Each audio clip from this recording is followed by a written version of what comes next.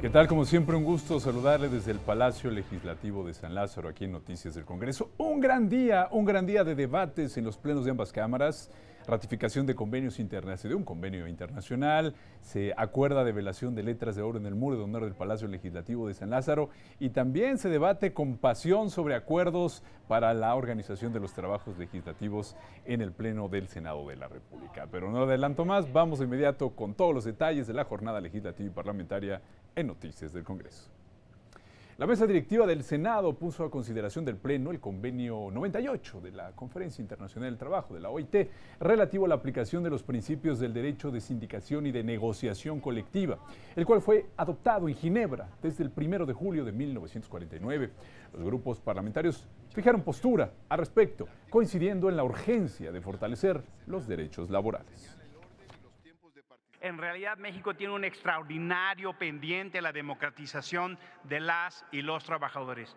Este instrumento lo que va a hacer es darle potencia a ese proceso político de construcción de derechos. Y por eso es tan importante que el Senado inicie en esta legislatura con este tema. Tenemos una deuda democrática con las y los trabajadores. Que todos los días salen a ganarse el sustento y que tienen derecho a agremiarse, que tienen derecho al ejercicio de la solidaridad. Insisto, me obliga mi historia, voy a favor, porque esto es un asunto, además de personal, de justicia social. Que es un convenio que está desde 2015 por aprobarse en este Senado, que no puede esperar ni un minuto más, porque este México que hoy conocemos todos, vive gracias a los millones de trabajadores que todos los días empeñan su vida para salir a trabajar.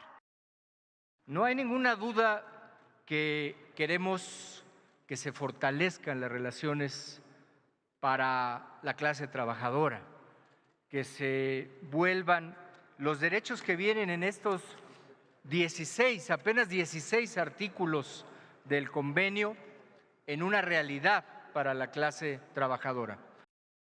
Que los trabajadores y las trabajadoras tengan el derecho a elegir a su sindicato libremente a través del voto universal, personal y secreto, con absoluta libertad, que entre varios sindicatos en una misma empresa finalmente puedan votar en libertad. Sin la consulta a los sectores ni la adecuación a las leyes secundarias que en nuestro caso derivan de las últimas reformas al artículo 123, apartado A constitucional, pueden traducirse en un conflicto entre leyes, creando incertidumbre en las inversiones, acrecentando los conflictos y poniendo en riesgo la generación de empleos. Tenemos que cambiar esto de fondo.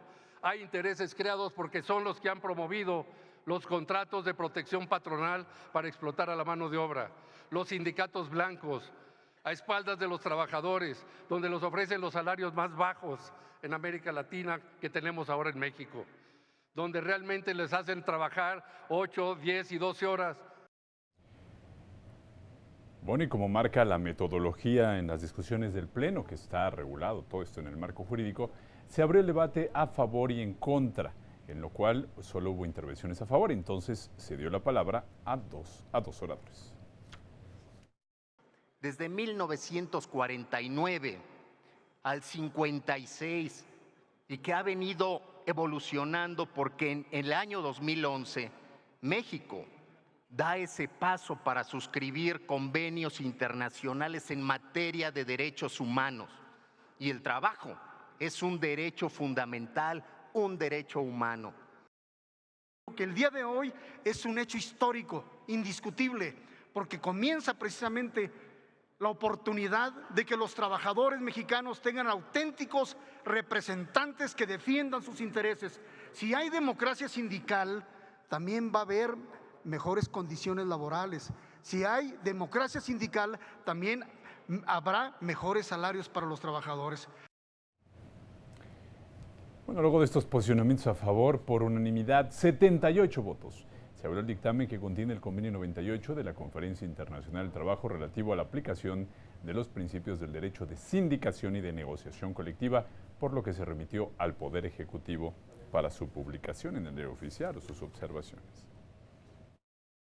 Con fundamento en lo dispuesto en la fracción primera del artículo 76 de la Constitución Política de los Estados Unidos Mexicanos, la Cámara de Senadores aprueba el Convenio 98 de la Conferencia Internacional del Trabajo relativo a la aplicación de los principios del derecho de sindicación y de negociación colectiva, adoptado en Ginebra el 1 de julio de 1949 por unanimidad. Se remite al Ejecutivo Federal.